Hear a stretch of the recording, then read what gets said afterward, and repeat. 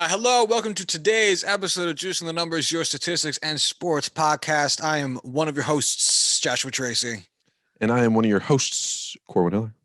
So here's a wild fact for you before I continue introing the show.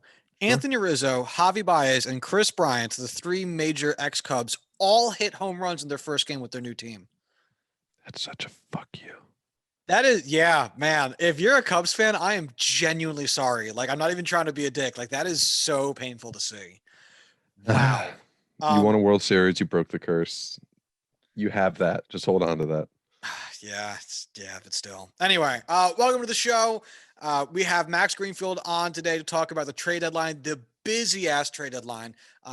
I wrote down and wrote out all of the trades starting from July 25th to July 30th, and we had 45 trades that we could have talked about. Obviously, within an hour and a half, we did not get to all of them. So if we didn't talk about your favorite quirky trade, sorry, I guess. Sure. Maybe next time. But there's so much to get into. We did our best. I also wanted to bring it up, but I guess we'll have to save it for another time. Kumar Rocker, it was in the news because the Mets apparently are not going to be signing him, which is wild. So they just did today. Oh, they did sign him. They ended up signing him, yeah. Oh shit, I missed this. What ended up happening with it? As I find this out right now. I have no idea. I have no other details other than they signed him. As I have a thing from Jeff Passan at 5:00 that said they didn't sign him. Oh, I saw that earlier than 5, so maybe they fell through with the signing.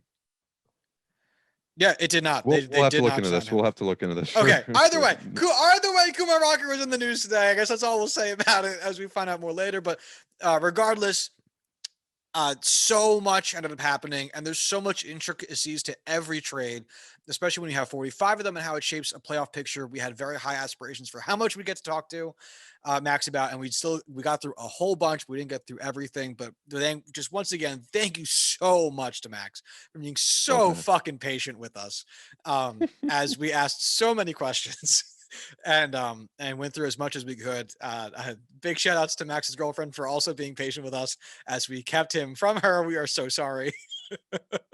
But Max is such a great dude for doing this for us. So without further ado, here is our talk with Max Greenfield.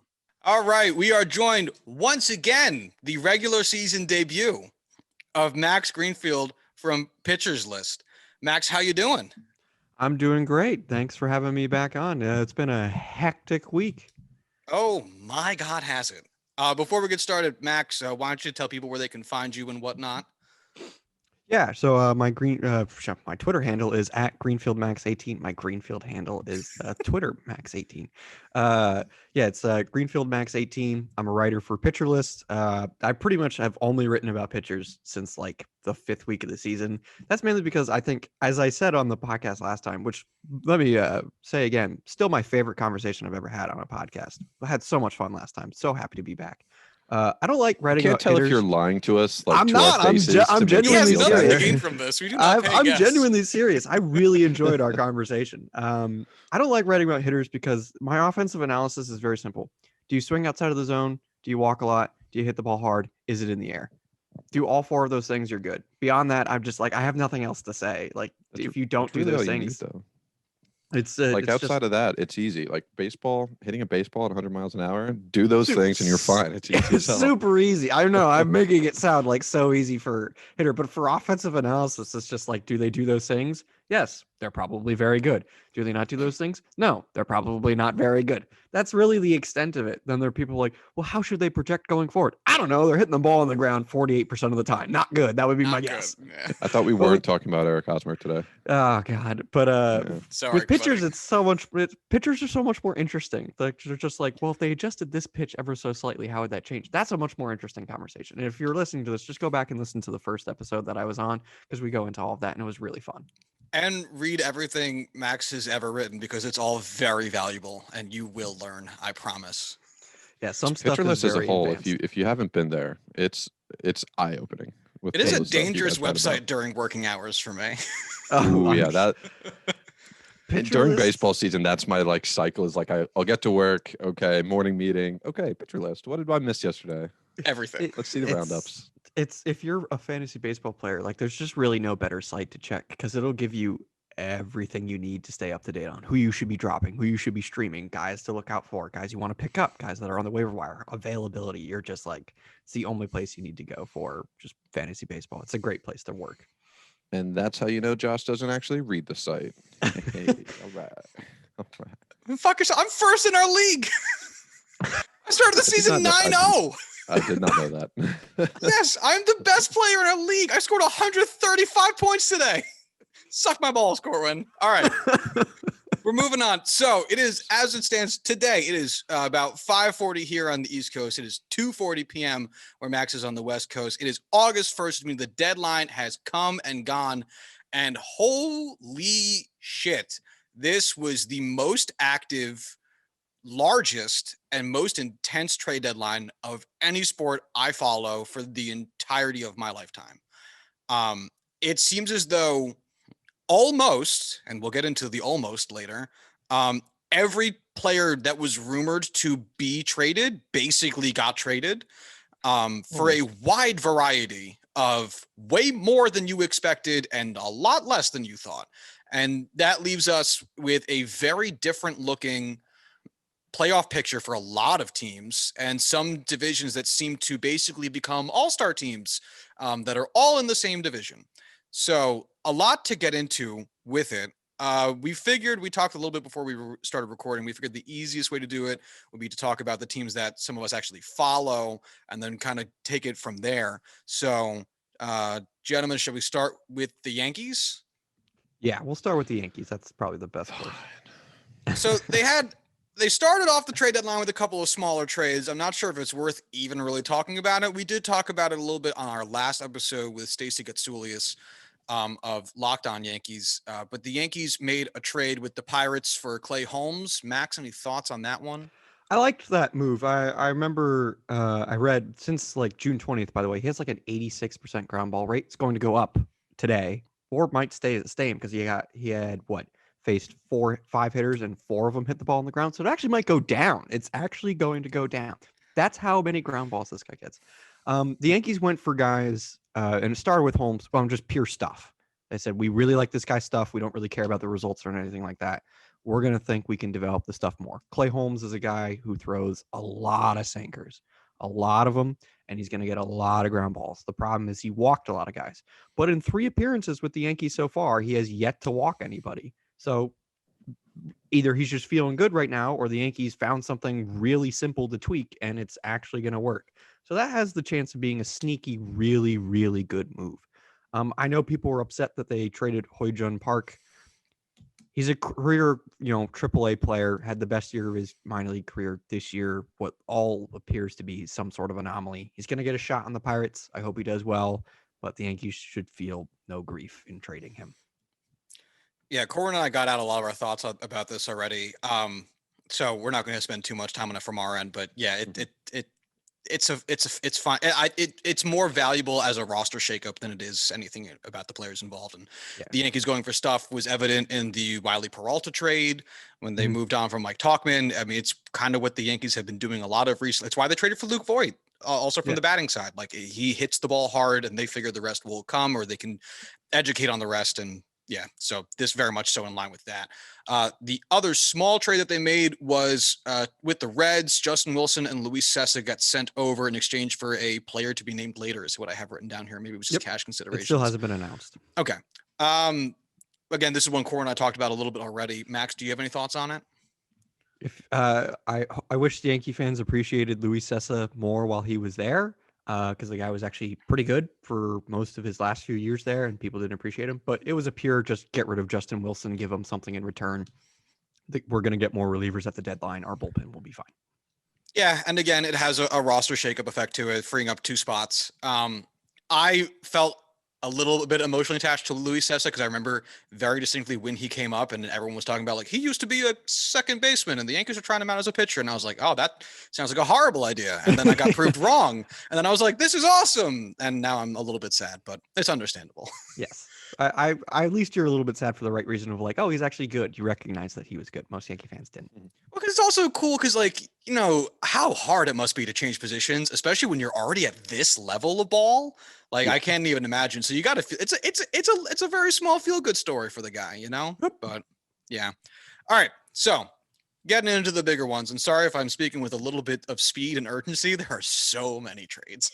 Yes. So the first major trade that the Yankees made was with the Texas Rangers in acquiring Joey Gallo and Joely Rodriguez. I'm not sure if it's Joely or Hoely. I've never actually heard anyone say it They yet. said Joely on the broadcast today. Okay, I had the broadcast on mute, so I did not That's hear it. fair. In exchange, and we broke this trade while we were recording, but it has changed since then because we heard like 9 different player names. In exchange, the Yankees sent back to the Rangers pitcher Glenn Aldo, second baseman Josh Smith, second baseman Trevor Hauver, and then I don't have a position for Ezekiel Duran, but I'm pretty sure he's another infielder, isn't he? He is. Yeah. And the Rangers covering the remainder of Joey Gallo's contract. So, Max, what do you make of this one? This was the big one, and there were 2 or 3 really big trades in terms of the entire deadline, and this was one of them. Joey Gallo was rumored, for about a couple weeks ago. I felt like he wasn't going to get traded, but the Rangers apparently tried to extend him. They didn't really. Gallo felt that the offers were a little short, and then while he said he wanted to stay, was more just like, yeah, like if you're not gonna, give me the contract that I want, then go ahead and trade me. The Yankees made the most sense. Their farm system is very deep, which they showed off in this deadline. And Joey Gallo was the perfect fit. They needed a left-handed bat. They needed a left-handed bat who could hit the ball in the air too, because of all the ground balls they've been hitting into this year and all the double plays they've had. So Gallo was that made too much sense. Like I know that some people were floating around the Padres in there and everything, but I felt like the entire time I was just like, it's Yankees or bust. He's either going to the Yankees or he's not getting traded at all. And when the deal was announced, the full deal, not the rumored 6 versions that had Schmidt, didn't have Schmidt, might have Devi, didn't have Devi. I felt like it was a fair trade on both sides. Gallo fits that team like a glove. He'll do great there, play great defense in right, left field, center field, wherever they need to play him, slot it into the 2, 4, or 3 hole and be perfectly fine. In terms of what the Rangers got, Otto and Duran, Smith, and Hauver all made big strides this year, like huge strides. So Cashman was really selling high on these prospects. And that's a good move. Like they're hot right now. You might as well trade them because with Gallo what you're going to get. Whereas with the other guys, you don't really know. Like, they're still just prospects. So I liked the trade from the Yankees perspective. I thought the return from the Rangers was fine. I don't know if they could have done more, but given that they were paying his salary, I felt like that was probably the most they could have gotten. And this is my next question is part of a minor point in the conversation Corwin and I had the other day, which is the balance between the present value of a current MLB talent and the future value of however well or poorly graded a prospect is. And that's a huge part of evaluating these trades at the deadline and then looking back on them later on. And when it comes to this Rangers deal, Joey Gallo, 27. He is a year younger than their rookie star, Adolis Garcia, which also threw Corwin and I off so much when we realized that was the case. Yep. And they're moving on from, and they're, 4 prospects for a relief pitcher, which relief pitchers come and go. It's part of the game. And a star right fielder, depending on where you are in your rebuild, could make all the sense in the world. But there's also a reality or some future where they could have kept Gallo and improved in other ways and built around him. Do you think that moving on from Gallo from the Rangers' perspective speeds up their rebuild in an appreciable way? Or do you think that the setback of losing Gallo makes it time neutral or worse? And this is why I like coming on this podcast. The questions are so good. That's a great question. Thanks, Josh. And I'm going to go with, I don't think it does in a tangible way. I don't think this impacts the one move, I should say. doesn't impact their rebuild in a tangible way. Duran is good. Smith and Hauver, I still have questions on, and Otto looked to make real strides. But again, we're talking like 100 innings at most. I have no idea how legit that change is, right? I trust the Yankees player development system after they made changes like a year or two ago, and the like whole structure of everything. I think they're doing things really, really well now. But I don't know. I don't think it makes a tangible impact, a huge impact.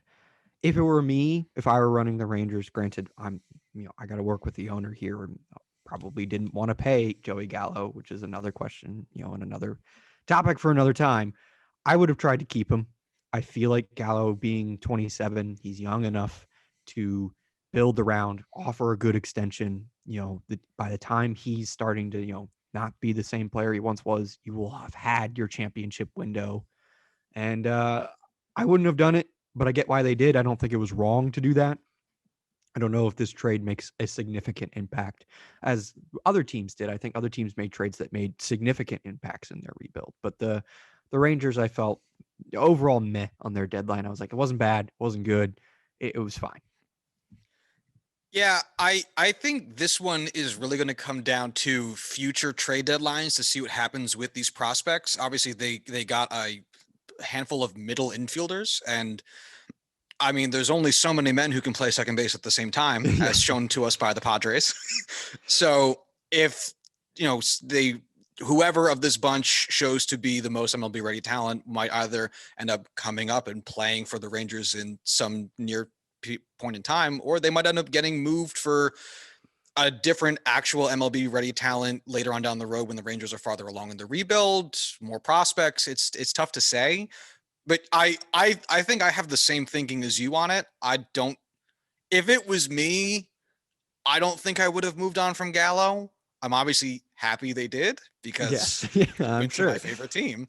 And this move doesn't make their future any more certain. And I think that's the hard part of it.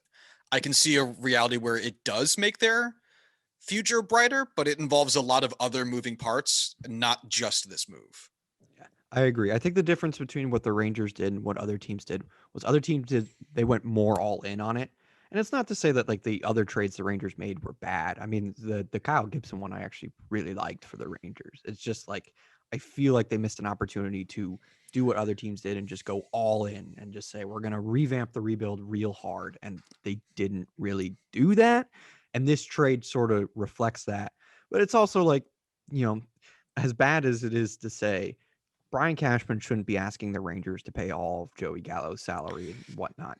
But it's again, it is a brilliant move from Brian Cashman. It's just a sad one that he has to make that decision, right? Like it's the New York Yankees should not be paying or should not be having other teams pay their players. But listen, it's worked out well for them so far. Odor has been fantastic for them, and they are paying him nothing. So it's just in that aspect, it's a little frustrating. But the Yankees did that in every single one of their trades. Yes, I scoffed when I saw a quote from, I forget if it was from Hal or from Cashman, who had said that they weren't trying to stay under the luxury tax threshold. That was the Cashman. fact that they did was an added bonus. Go fuck yourself. Cashman was covering for Hal. That was 100% just being a good employee. Like absolutely. But it's just like, dude, don't lie to us. You don't need to lie. And it's like, look, we all know. I respect that you managed to do it too. That's the other part of it. Like, if that's the dictum, I absolutely respect how you pulled that off. But come on. Yeah, Brian Cashman's a wonderful GM. Yankee fans are ridiculous with wanting to fire Boone, whatever, but like really wanting to fire Cashman is just like, you're delusional if you want that. And he showed that in the deadline. He made Let's moves. get Stacy back on here. Yeah. Does she want them fired? Yeah. Oh, no. See, that's wrong. Nope. It's wrong. It's wrong. Wrong. You can't do that. Maybe Boone, like that's fine. I don't think Boone's really all that bad. I think he just gets harped on because things that he decides to do just go wrong, even if they were the show right me decision. a manager that doesn't get harped on. Yeah, I know, really. But with Cashman, he was given the opportunity to basically just flex his muscle. When Cashman is least expected to make moves, that's when he's dangerous. That's like the Yankees were expected to get Gallo, and that was really it. Like that was their big guy. And then another player that didn't get traded at all. But And instead, what does he do? He this is off topic, but Kawhi just denied his option, so that was interesting. I thought he would pick it up. Interesting discussion for another day. But yeah, I thought Cashman did great, and the second trade that he made really came out of nowhere and really showed off his might. Yeah, I was going to say, speaking of unexpected cash and moves, a player that I don't think the Yankees were really tied to at all before the trade ended up going down was trading with the Cubs for Anthony Rizzo in exchange for outfielder Kevin Alcantara and pitcher Alexander Vizcaino. Vizcaino? I always forget if I'm pronouncing that name right. I believe. Okay, that sounds more right after I said it.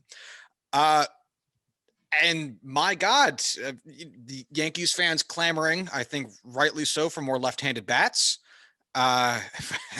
He went out and got one. And with first base being unfortunately unproductive due to injuries and then injuries to Luke Voight and then constantly having to have a shuffle there for who ended up taking the spot, having a set everyday first baseman while giving Luke Voight the chance to recover and coming back into either platoon that position with the other slotting into the DH role is a hell of a move, which involves also the fact that they kept Luke Voight, which was interesting. What do you think about this from the Yankees perspective? And then also the Cubs, who were very active this deadline. Yes. I loved it from the Yankee perspective. I know some people disagree with me on that because of Luke Voight, but Anthony Rizzo is just a better player than Luke Voight. He's not necessarily a better hitter. I don't know if there's a huge tangible difference, to be honest, though, in their hit on offense. I mean, Rizzo's a career 130 weighted runs created plus hitter. And since like May, he's been a 134 weighted runs created plus. So like, yeah, he's basically doing what he's done in his career. So I loved it from the Yankees perspective. It's another left-handed bat. It's a guy who could hypothetically lead off like he did today. And has done very well in the leadoff position in his career. I think the Yankees need to have a serious conversation about DJ LeMahieu leading off so much. I don't think he should. And I think Anthony Rizzo is a perfect guy to replace him. I also think the thing that Rizzo does that the Yankees haven't had in really a long time is his defense at first base is actually very impactful for a first baseman. The defense at first base conversation is usually just whatever it is fine. Like you don't really need to worry about it too much. But some guys like Rizzo and Olsen, they can make a huge impact, and it does like have a very big impact on your infield. And the Yankees, in just the 3 games that he's played, have already seen it. He's made a few he had a boneheaded play today, but he had a few nice plays over there at first base. Yeah, outs above average in 2021. Anthony Rizzo 97 outs above average for Luke Voight in 2020 to account for a full season 4. Yeah, that the percentiles. Sorry, 4th percentiles, I should say. Yeah. They're wildly different. So that's a big impact. From the Cubs' perspective, Vizcaino and Alcantara is a wonderful return. Really did the Cubs did overall just a stellar job all deadline, but they really nailed it here. Vizcaino, his stuff is nasty. That changeup he has is really, really good and a really plus fastball. His slider is still working on it. He doesn't have great feel for it yet, but he'll get there. But that was a really good return from the Cubs. And again, now moving on to Luke Voight. If Luke Voight is the everyday DH or is the DH 4 times a week, Stanton's the DH 2 times a week, and Stanton plays the field 3 to 4 times a week, the Yankees are going to be really good. Like really, really good. That offense is going to finally start living up to itself because, I mean, as we saw just in the first 2 games in Miami, even if we factor in who was at the bottom of the lineup and the fact that they were playing in the National League, which doesn't have a DH, which is still so damn stupid. But sorry, Corwin. I just hate. I hate. I've dealt with it with the Nats. Throw it all on today. It's okay. Yeah, it's it sucks so much. So the Yankees have a real opportunity to have their everyday lineup, and this is what I think it should be: is Rizzo, Judge, Gallo, Stanton, Voight, Sanchez, Urshela, DJ, Torres. That's what their lineup should be. And just by hearing that, you'd probably be saying, oh my God, that lineup is stacked. That's a stupid lineup. Yeah, it's a stupid lineup. And what's also like people say, oh, but they still strike out a lot. But they really don't. Gives a fuck? At that point, they really don't. Yes, Gallo, Judge, and Stanton strike out a lot. Rizzo doesn't really, though. DJ, doesn't. He puts the ball in play, honestly, too much. Glaber, kind of the same problem. Gary's strikeout rate is actually not really all that bad this year. And Urshela and Voight, yeah, they don't really like the K issue is actually not as big as it appears. So yeah, the move for Rizzo was just brilliant in my opinion. I thought it was just a great move, and it was funny. Like about 30 minutes before it happened, I said, the Yankees really should trade for Anthony Rizzo. It makes in theory too much sense if they do it. They're like, well, what happens to Luke Voigt? I said, well, you could either trade him, which they didn't, which to me says, which is a good thing because I think that he should be the everyday DH because he can hit. He really can hit. I know he hasn't this year. He's just been unhealthy, but he can hit. Or they could trade him, but the thing about Voight is he just doesn't have a lot of value to other teams. It's like a bad defensive first baseman in the middle of an injury-riddled season. Like this just yeah, and especially at this trade deadline where so many marquee players got moved, it's going to be tough to get true value out of Luke Voigt when so many phenomenal players had value that got upended. I mean, you're not going to get your most value out of a guy who's perennially hurt for this season. And then is also at the strongest, most intense trade deadline of his life. It didn't make sense to trade Voigt, and it made more sense to keep him. And I think if the Yankees do what it looks like they might be trying to do, given that Stanton played 2 games in the field in Miami, if they play Stanton, 3-4 games in the field a week, that's all. That's it. Just 3 to 4 a week in the field. That's it. That's all you need to do. Genuine question. Because I've been thinking about it. Would you have a conversation, or how would you feel, I should say, if the Yankees started platooning second base between DJ and Odor? The only problem is like platooning is that Odor this year has reverse splits. He's actually been better against lefties than he has righties. In his career he doesn't do that, but that's what he's doing this year. I didn't even look. That's hilarious. It's so odd. But think of all the big moments that he had in this series. They all came against left-handed pitching. So you can't really do it because Odor is just so good against left-handed pitching. But Odor should be playing relatively consistently. He's just been good. Like he's been good defensively. He's been good offensively. There's no reason not to play him. It's just crazy. It's amazing how we joked when this trade went down. Like, watch this just work.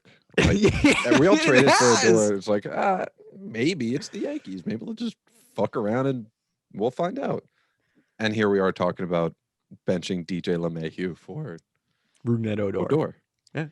It's the same thing as when they got Troy Tulowitzki, and at that point in time I was like, hey, maybe he's got nothing left in the tank. Maybe he plays phenomenal baseball. And that time he really didn't have much left in the tank, and he ended up retiring. But this time they got Mike Tauchman, who played great that year. Oh yeah, he was wonderful. Got DFA like a week ago. Is he still available?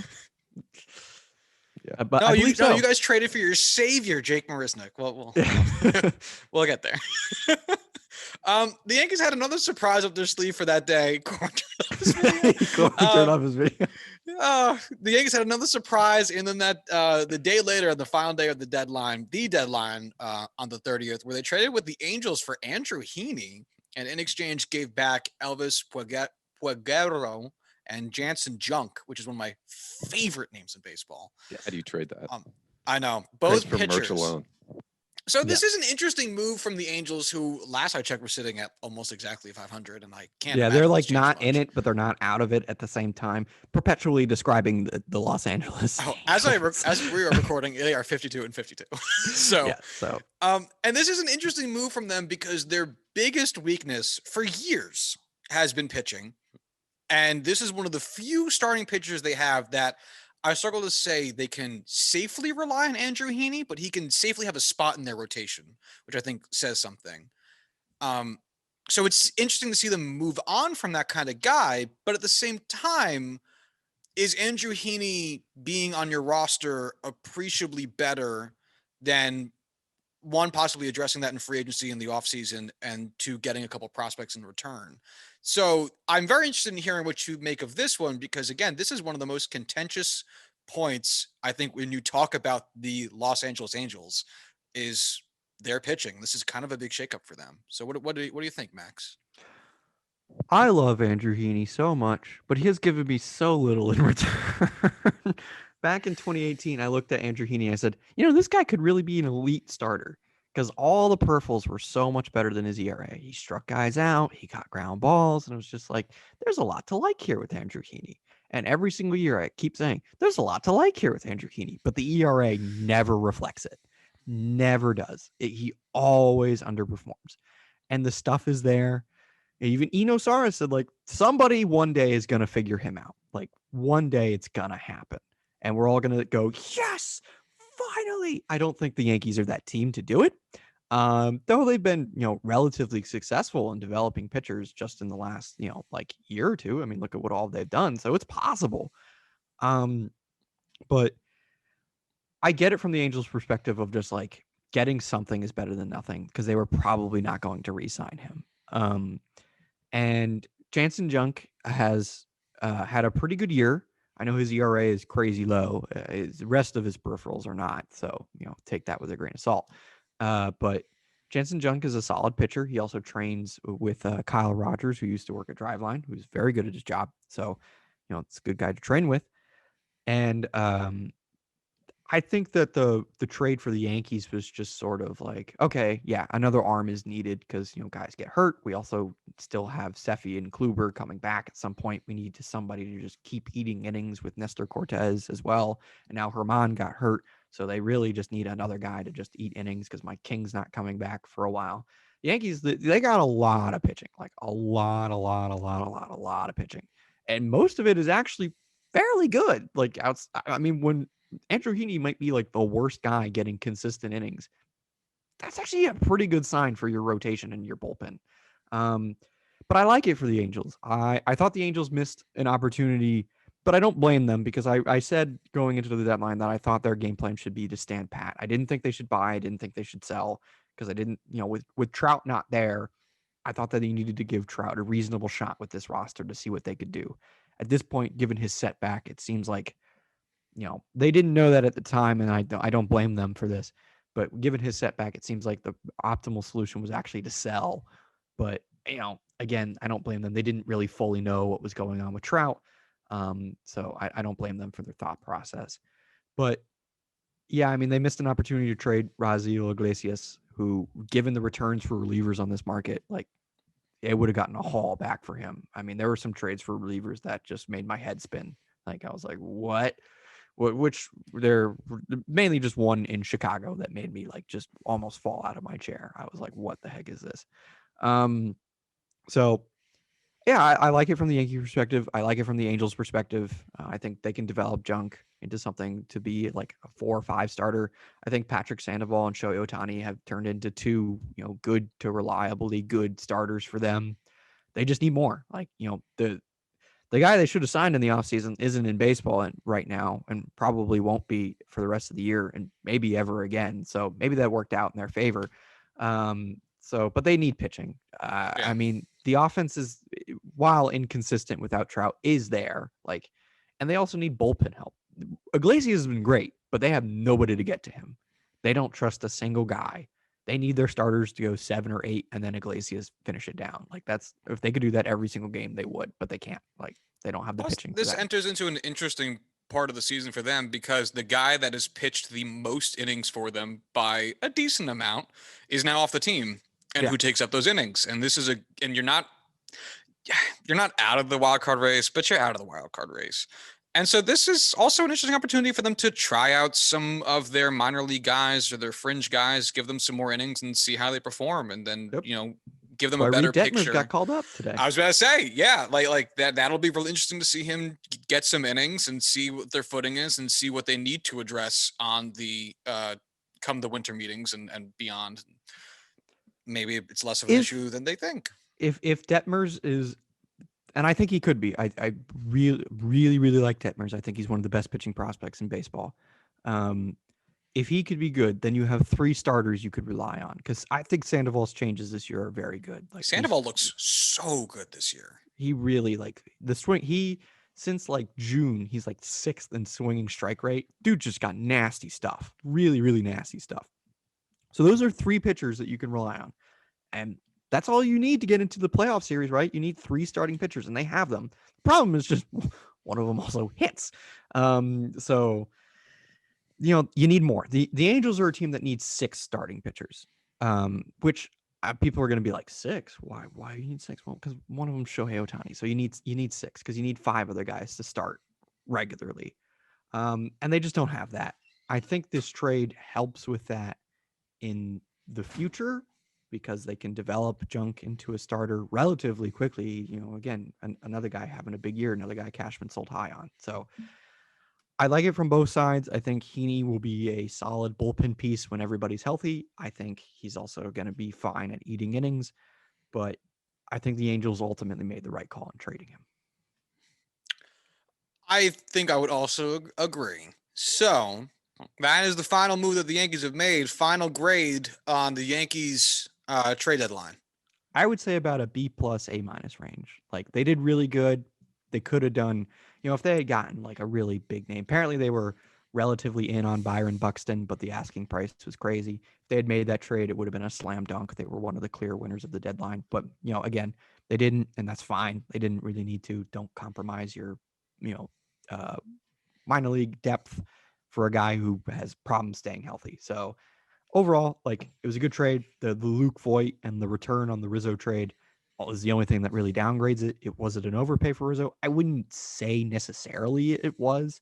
It was just given what you have with Luke Voight. It's also sort of like, okay, you have to address, your roster. If Brett Gardner continues to play, then it would be on a B+. If Brett Gardner doesn't play, then it'd be an A-. Yankees fans will very quickly forget these minor leaguers' names if Anthony Rizzo brings them to the playoffs. Yeah, if they win a ring with these guys, then nobody cares. No one will care. Yeah, the only other thing that would also upgrade the Yankees for me is if they took on salaries, because then they would inherently give less in terms of prospects. And yeah, you are the Yankees, you can afford to do that. Corwin, yes, I saw myself cut you off. What were you going to say?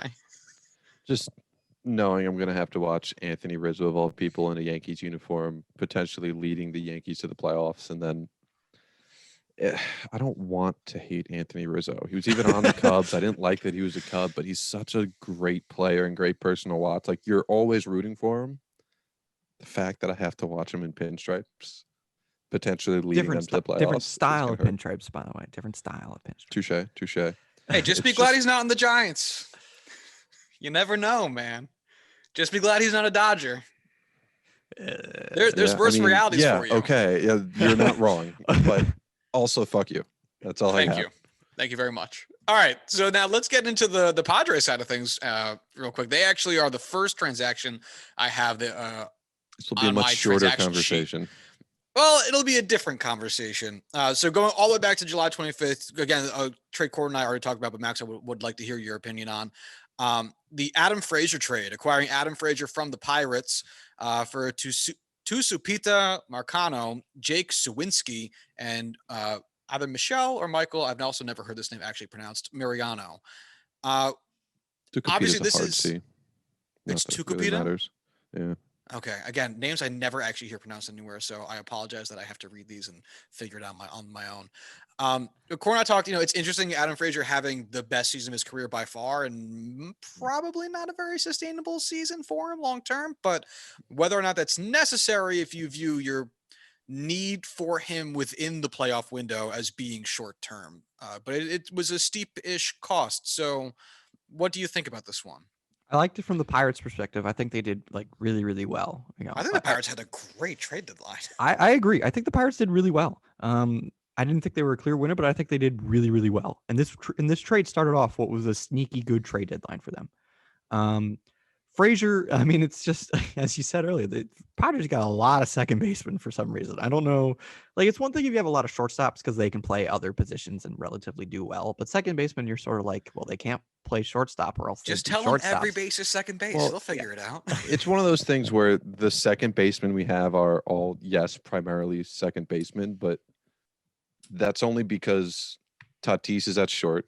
Kim's a natural shortstop, and he's an excellent defensive shortstop. Cron's obviously an excellent natural second baseman, but he's also great everywhere, though. Excellent first baseman, great in the outfield. And Frazier, sure, like he's not nearly as versatile as the other guys, but at the same time, when you have those guys that can move around, you can just put them at short. Put them at second. That's where I want to go. I actually thought this was a good trade for the Padres. I actually really liked this one because Frazier can play second or left, And what was more important, as we discussed earlier, it takes Eric Hosmer out of the lineup fairly consistently. I'm sorry, but that deal is just so bad. Eric Hosmer is just not good at baseball. I mean, I see people all the time go on Twitter and try and say he's hitting 270. He hits everything on the ground. He doesn't walk. His defense, while better this year, has been historically really bad with the Padres. He does nothing. He just doesn't do anything. He's not good. And so taking him out of the lineup, very good. Very good. He is an excellent clubhouse leader. Excellent. My goodness, you do not play those players $20 million when that is their far and away biggest strength. They were trying to trade him with attaching a prospect, and I don't blame them. Like, I know people are going to be like, "Oh, just pay him," but San Diego, like, has historically never shelled out the kind of money that they are right now. So I'm already happy with them spending the way they are. So I'm good with them trying to get some salary relief. That's what I remember, especially because it's Eric Hosmer and he sucks. They were legitimately trying to trade away a guy in Robert Hassel who has top 10 prospect potential. Yeah, he's really good. Hassel's really good. Just to get rid of that contract. Which is fair, in my opinion. And which also makes the question, I actually agree with that. Yeah, for real. But I'm full agreeing with you, like in full agreement with you. Good job. That I love this trade for the Padres. Obviously, now seeing that Tatis went down, this is a no-brainer. You know, in hindsight, good trade for them. You had a bunch of prospects who are all doing relatively well, just like we talked about with the Yankees. You know, selling high on them when they're having great seasons, who aren't going to get the playing time with that not on the Padres roster. Yeah, you're not going to have any of those guys develop at the majors during this window. You're just not. So being able to get even a depth signing at what, Frazier's making this year, what he's making next year, I thought this was a slam dunk pick for the Padres, and I agree. Fully support it. Wish it kind of carried over a little bit, but we'll get into that. Yeah, the Padres' next trade is significantly less exciting, as they acquired Daniel Hudson from the Nationals in exchange for pitcher Mason Thompson and shortstop Jordy Barley. Wrong Nationals pitcher, guys. Wrong one. Yeah. This is a great return for the Nationals, and I understand that the Padres pitching in various spots is one of the main things that's holding them back. This is a hell of a choice. Max, this is a team that you're very familiar with. Yes. Tell us about what you think. This is really just all depends on how you feel about Daniel Hudson. If you like Daniel Hudson, you're fine with this. If you don't like Daniel Hudson, you're probably punching screens, breaking stuff, because this was a massive overpay for a reliever. But as we saw on the reliever market, as I said, this happens every year with trade deadlines. Relievers, they overpay every single time because nobody knows how to value them. Because if you get a reliever and they pitch great, they're insanely more valuable than the market would say. But if you get a reliever and they pitch bad, they're insanely less valuable than the market would say. So there's just so much risk. Hudson is fine as a reliever. Like, he's solid. He's going to give you dependable innings. Like, he's not going to, blow up too often, right? He just hasn't done that his last few years. He's solid. Giving up Mason Thompson for him is not that solid. As a Nats, follower, fan, former employee, this was fantastic. Great job from the Nats. From the Padres, I was like, you know what? You need relief pitching. Let's see how the rest of the market played out. And given the rest of the market, I think the trade is aged better because of what other relievers got traded for. But yeah, it's still not great on paper. If it was a starting role, if he was this caliber of pitcher in a starting role, I'd be very okay with this trade. This would be a great trade if that were the case. Fantastic. Really good trade. The fact that this team's probably biggest strength at this point without Tatis is its bullpen. It's the best in baseball by ERA. I don't think Daniel Hudson makes us any better. I agree. It doesn't move the needle whatsoever for the Padres. We have guys that do exactly what he does, just strong, dependable innings, no blow up, stuff like that. We have so many of those guys. This just wasn't the kind of move that we should have been focusing on. I don't listen, as much as I don't love Daniel Hudson, I don't love the trade. It's not giving up crazy amount of value. I would have much preferred Mason Thompson, but at the end of the day, it's not detrimental, but not where we should have been focusing our efforts. That's what I would say is like, in hindsight, after the rest of the reliever trades, you can kind of say it's not that bad, but it's more just like, was this really necessary? Right? Like, do we really have to get Daniel Hudson? Yikes. Did we really have to get Daniel Hudson? The answer is no. Does it hurt? No. He can help, maybe. But like, was it worth Mason Thompson? Again, no, probably not. It's just one of those trades where you're sort of like, this has the potential to age very bad, but in the moment you're like, okay. You make sounds that you're like disgruntled, but you don't know how to describe the sounds. Well, the hindsight of knowing how the reliever market looked post trade deadline, you can feel better about it. If you can look back in hindsight, and well, without Tatis, this season is not exactly in the same, optimism, outlook as what we had, pre-deadline.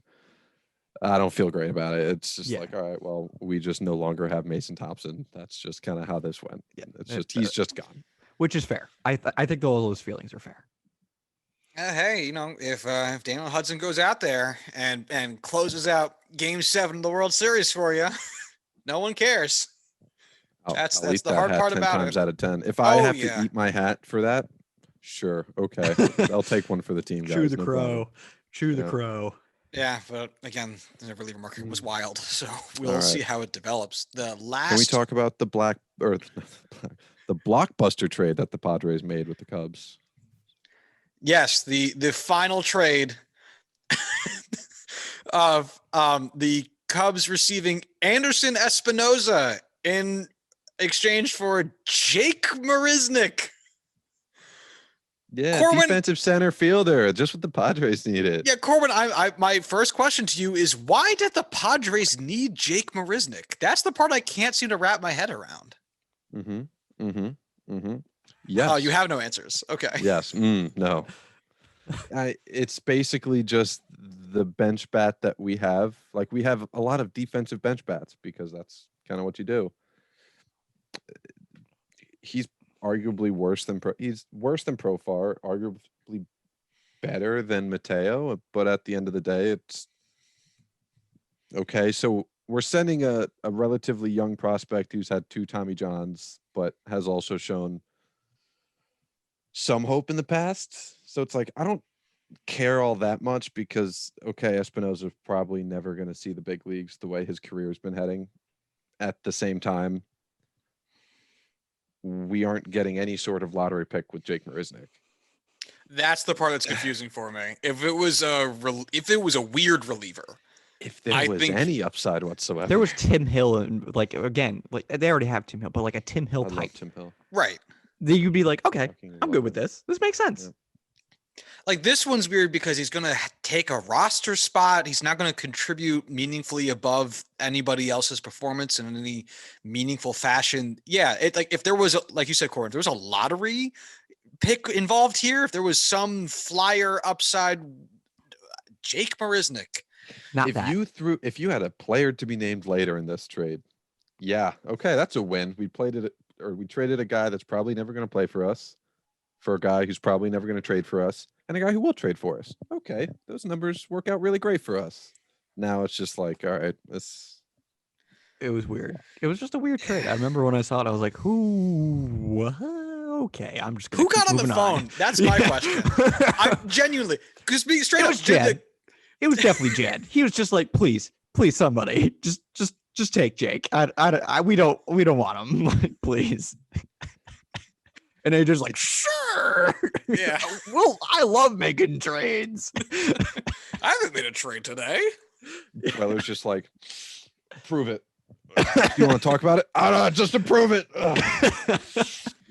He had a dartboard of names of his minor leaguers and was like, that guy. For Jake Marisnick, sir? Why not? Oh, man. Life's short and then you die. Let's do it. If I could just be a fly in the wall of that man's office come trade deadline next year, I would do a lot. Oh, but, man. So in all seriousness, like at the end of the day, like if these trades happened on top of something that the Padres were expected to do, moving for a starting pitcher, moving for one of the other big names, yeah, fully support that. That's great. Cool. They were trades that helped us out, whatever. I'd be much more positive, but instead of Scherzer, instead of Gallo, instead of Barrios, instead of anyone that's not Jake Marisnick, we got Jake Marisnick. So what do you two think of the Padres' rather quiet trade deadline after the noisy splash they made in the beginning, now that it's all done? Especially in light of what the rest of the division did. I think, with the Frazier trade, it still gives it like a B-B because like getting Frazier helps a lot. Like that was a really good trade for them and really good for the Pirates. So I still give it like a B-B. It's, as Corwin said, and it's slightly not their fault given that it seems pretty clear Scherzer wanted to go one place. But yeah, not getting one of the three big names per se, though the third one didn't get traded, is kind of hurting. Corwin. Oh, Corwin, I think you muted yourself. Yes, it is. I think it's one of those things where, oh fuck, I totally forgot what I was going to say because of that mic incident. I love it when that Corwin happens. classic.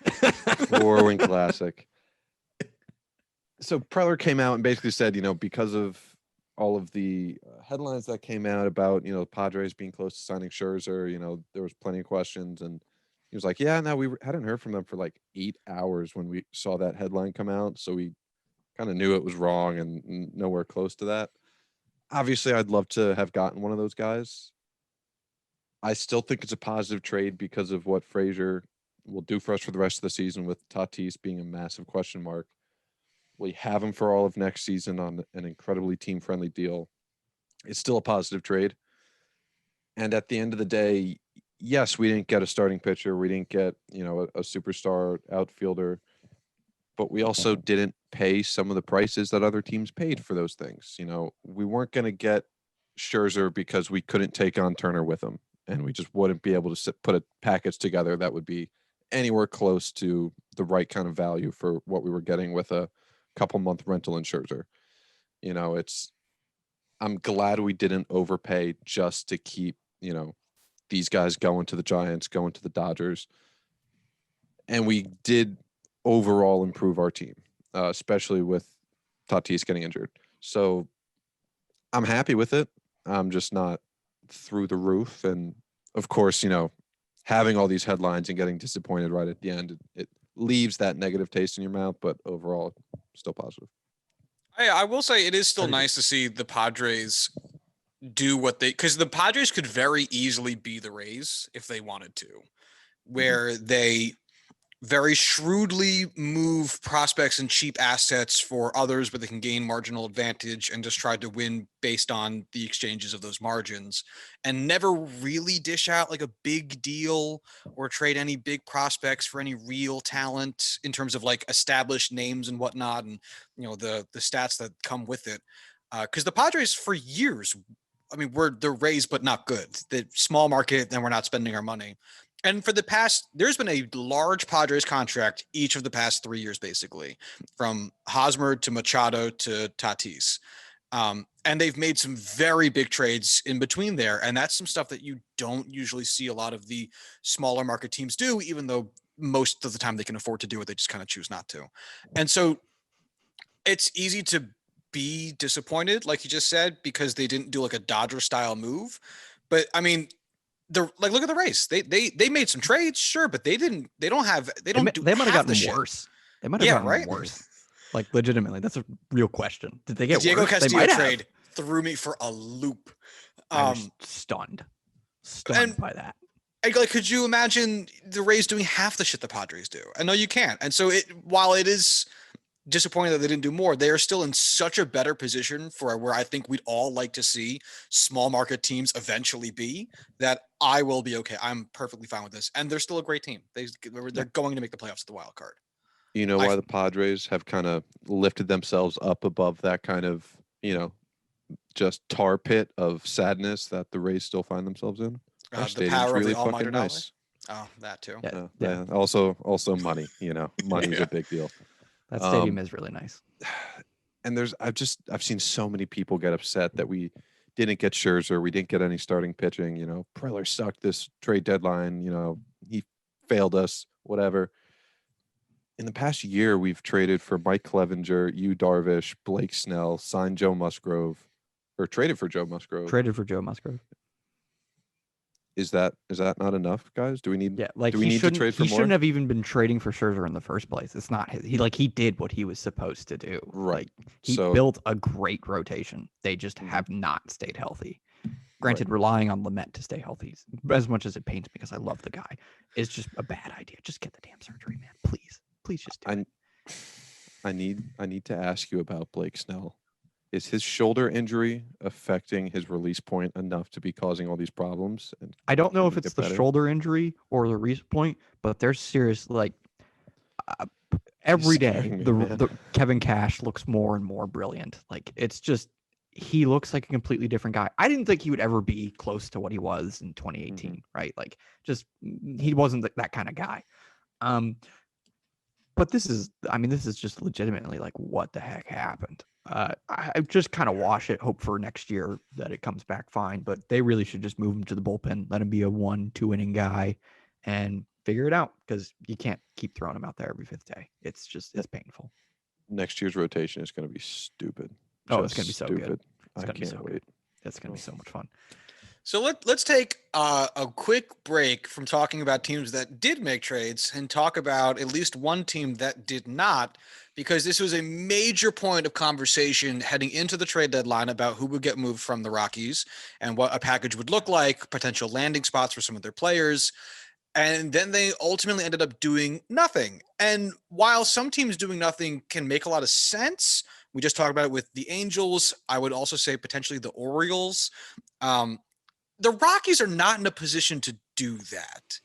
And they've also shown a willingness to move on from star players very recently with trades like Nolan Arenado, where they gave money to a team so that Nolan Arenado would not play for them. And it's hard to rationalize why they would do that, especially when prospects at this point in their franchises, set up versus how their team is in comparison to the other teams in their division. Getting in prospects for a long haul would make so much sense. And they kept names like Trevor Story. And wow, is that confusing. So Max, oh God, where to even start with my questions? What are the Rockies doing?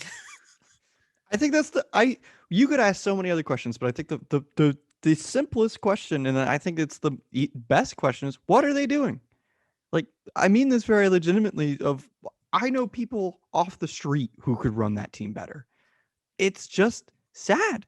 And in my opinion, there were three big names that were going to be traded, as I've mentioned throughout. It was Joey Gallo, Max Scherzer, and Trevor Story. Those were the three biggest names that I felt like going in the 2 weeks into the deadline, were going to get moved, and people write it down in pen. Yeah. They were those guys are getting traded. It's going to happen. Two of them did. Story didn't. And I felt Story was the most obvious to get traded. He was going to get traded back on the first day of spring training. Everyone had decided that was going to happen once Nolan Arenado had gotten traded. They're yep, Trevor Story's gone at the deadline. And Trevor Story had pretty much openly admitted, yeah, I kind of want to get traded. This, he didn't outwardly say it, but based off his interviews and comments and stuff, you could kind of tell he just didn't want to be there anymore. And who could blame them? And it's just, they tried to act like they had leverage in the negotiations. They had none. Everyone knows you wanted to move on from him. And now they're just saying, well, the comp pick will be good enough. Oh, God. Which is Also, that just openly admits that you don't want to re-sign him. You're just going to offer him the qualifying offer and then just let him go. First of all, there are some people who are like, is he even going to, take a contract if he gets the qualifying offer? Yes, Trevor Story's going to get paid because he's a great player, and they're just going to call this year an anomaly and just say, you played on a, piece of crap team with a piece of crap organization. You understand why you didn't really care, because he doesn't really seem to care. And I don't blame him. Like, I really don't. I would probably be even more upset than he is. Which is funny because his comments, I was like, yeah, I have nothing good to say. It's like, oh boy. Yeah. Yeah, he was confused he didn't get traded too. And man, that was sad to hear. The Rockies are a dumpster fire. They are an embarrassment to baseball. They are the worst ran organization in sports. And this trade deadline proved it. They had guys they could trade. They could trade John Gray. They could trade Daniel Bard. They could trade Trevor Story. They really, if they had gone like in a full Nationals, Cubs, Twins way, they could have traded German Marquez. They could have traded other guys, Brian McMahon. There were guys they could have traded that would have revamped their farm system, which is okay, not great. It's okay, and done so much because that division is not going away. It's going to get better. The Diamondbacks are really bad, but their farm system is quite good. Like they have talent there. So for the Rockies to just do nothing is just sad. I mean, it was just embarrassing. I already ranted about it to a bunch. I ranted about it to my girlfriend, and she was just like, "It's okay, Max, calm down. You don't even work for them. Maybe I should work for them because I could do a better job." And it's just sad. I mean, I feel bad for Trevor Story because he got drafted by them. People are going to say, well, they get paid millions of dollars. They could have choice. Trevor Story literally had no choice in this. He had nothing to say and nothing to do. He couldn't do anything in this situation. And he wanted to be traded and he still wasn't because they are just so incompetent. This is, I feel terrible for Story and I feel even worse for Rockies fans because they don't deserve this. They don't deserve a franchise so incompetent. Oh my God, no! It's just infuriating to see. I mean, and it's not like teams aren't looking for shortstops. Freddie Galvis got traded. Like teams are always looking for shortstops. The Yankees wanted him. The Mets wanted him. The Giants were talking to him. There were a bunch. They had suitors. The A's were talking to him. They had suitors for Trevor Story. They had teams interested. Once the Yankees traded for Rizzo, that pretty much ended their interest. But the Mets were still there. The Giants were still there. The A's were still. I thought he was going to Oakland months ago. I thought that trade just made too much sense. Oakland has a good enough farm system to trade for him. And they just said, nah, asking price is too much, which was valid. They were asking for way too much for a rental from a guy who's, as much as I love Trevor Story, the worst year of his career. As much as I thought like he was going to get traded and do great wherever he went, because he was just going to be like, yeah, I'm out of that dumpster fire. I'll play great now. I'll like Blake Griffin when he went to the Nets. It's just, again, what a disaster of a franchise to say the comp pick is more valuable than any prospects you could have traded. That's just, and also to say that it sounds like there's like 8 or 9 teams interested in Trevor Story. That number is a little high. Why would you admit to that? Why as a GM would you admit that the rumors of suitors is higher than the actual number? Why would you ever say that? That's just, do you not know how to negotiate publicly? Like that's, again, embarrassing. Embarrassing. If any other team does that, they're chastised. And Rockies still were, but they were just like, oh, that's such a Rockies thing. It shouldn't be like that, but it is, and it's sad. And it's not even, Corwin and I often talk about the Bryce Harper situation is what we refer to players on expiring deals who may or may not are likely not to stay with your organization. And should you trade them or shouldn't you trade them? And when it came to that 2018 Nationals team, they ended up finishing second in the NL East. And part of the conversation around not trading Bryce Harper is, well, maybe we need him down the stretch. We're not technically out of it or whatever. He could still be useful. Right. And we don't want to give up on that. And we don't want to give up on him. We're going to try to keep him that type of, which is the Rockies can't even say that. No, they're in 4th and not at all close. Distant 4th. A distant 4th, a very distant 4th. They're like crazy far back in the wild card race. And there's no goodwill there either, which is the other thing that I think the Nationals could have banked on with Bryce Harper, which is, we're going to play him out here and we're going to offer him a contract. Again, it wasn't what he ended up getting with the Phillies because that was a huge contract, but still, you traded Arenado. Right. And like there's no signaling that the Rockies are doing anything right by Trevor Story. Because he wanted to be traded. He Right. wanted to be traded. If they were doing right by him, he would be sitting in Oakland right now, or with the Mets, or with the Giants. He would be somewhere else, providing value. The Rockies are a disaster, and it's frustrating because, as I said, the fans don't deserve that. A few most fan bases are terrible, but the Rockies, not really one of them, because they understand that their front office is so poorly ran. They're just like, yeah, it is what it is, and I feel bad for them. Outside of Story himself, which of those other guys was the biggest name not to move? On the Rockies? Mm-hmm. Probably Bard, because he's a reliever and he's relatively good, right? And relievers are always needed, right? They get traded all the time. I would say it's either Bard or Gray. Like I wasn't too confident John Gray was going to get traded because I really factored in that the Rockies are incompetent into that one, and I didn't factor it in enough into the Trevor Story one, I guess. But they should have traded. I mean, really, realistically, they should have traded Story, McMahon, Bard, Gray, Marquez. Like all of them should be gone. They should be somewhere anyone else. with a pulse. Yeah, they should have pulled the Nationals and Twins and Cubs. If you had value, you got traded. Oh, Rockies! I'm glad you're in my division. Oh, Rockies! Speaking of the NL West, confusing people. I guess we might as well get to what was the big fish, the biggest trade of the whole deadline, right? Max Scherzer and Trey Story, Trey Turner. Yes, as I combined several names into one. If the Dodgers also happen to get Trevor Story, I just probably would have given up on baseball as a whole and just yeah, they would have been a machine. This is the Summer Olympics year, guys. Gonna focus on that. Some nice badminton going on. This is a wild trade because not only is it two colossal names in Nationals baseball and baseball as a whole, it's also four very big names in the Dodgers farm system. So the Dodgers end up acquiring pitcher Max Scherzer and shortstop Trey Turner from the Nationals in exchange for catching prospect Keibert Ruiz, pitcher Josiah Gray, pitcher Gerardo Carrillo, and Donovan Casey. And that's those first two. I mean, those first two played for the Dodgers this season. They are basically ready to come up and contribute.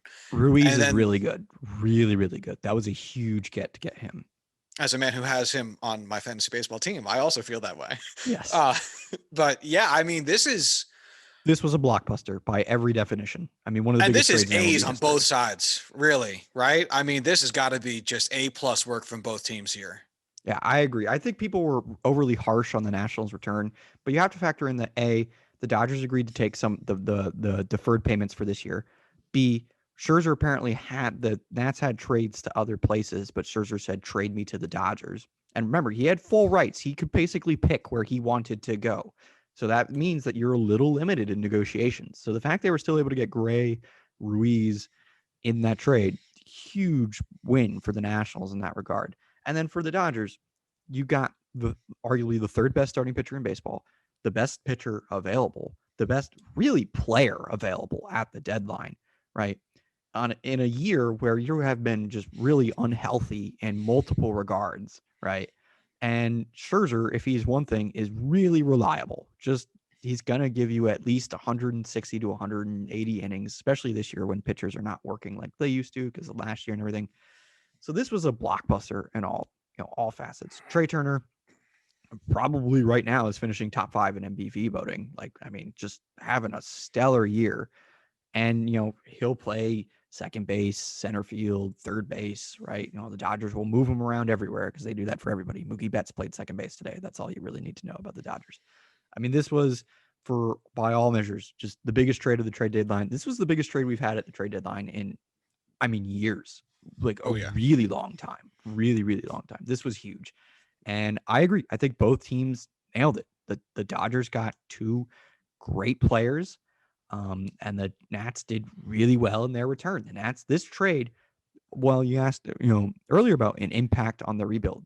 This had an impact on the rebuild, like huge one, because the Nats farm system, respectfully speaking, to if my old bosses are listening, is bad. It was not good, and so this trade alone bumped them up a few places. Now you factor in the rest of the trades they made.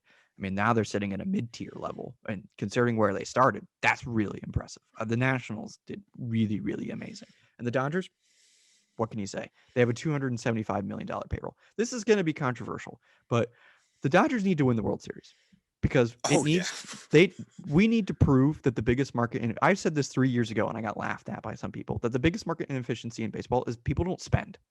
The Dodgers need to win to prove that that's true. I have a question for you about that, but I'll save it for in a little bit.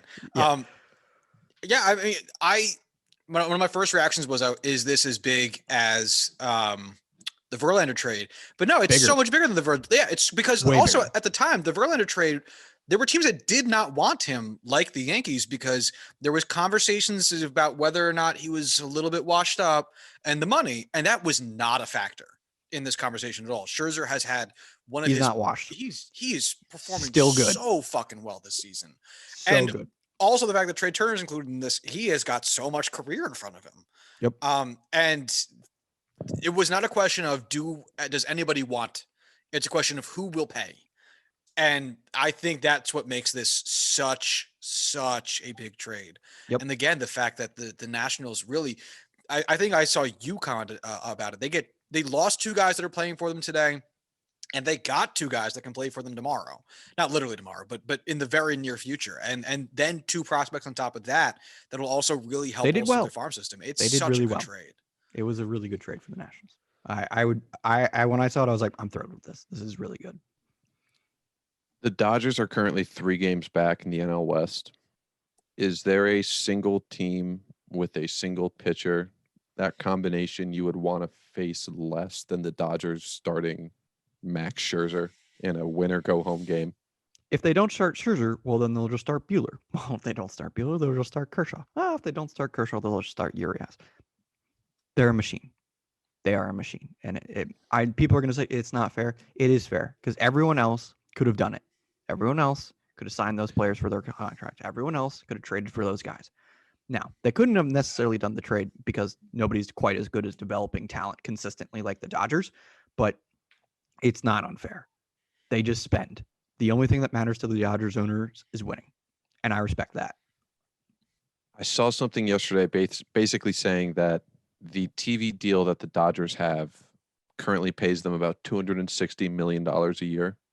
Yep. Which is not even enough to cover their payroll this year, but by all means, they can spend whatever the fuck they want any given year because it doesn't affect their team's operating capacity, if much at all. Yep. The Dodgers, I hate it. The Dodgers owner, I remember a year or 2 ago, was basically quoted with saying, I would rather lose money and win than make a profit and be bad. Every owner in baseball needs to have that mentality. When was the last time you heard that out of a baseball owner? Yeah, I mean, every owner should have that mentality. Like that should be the mentality. That's what makes the sport good. That's what makes the sport entertaining, and that's why the Dodgers need to win the World Series to prove that. Like if they don't, I'll be okay because they won it last year. But I think the point needs to be proven that the biggest market inefficiency is not spending.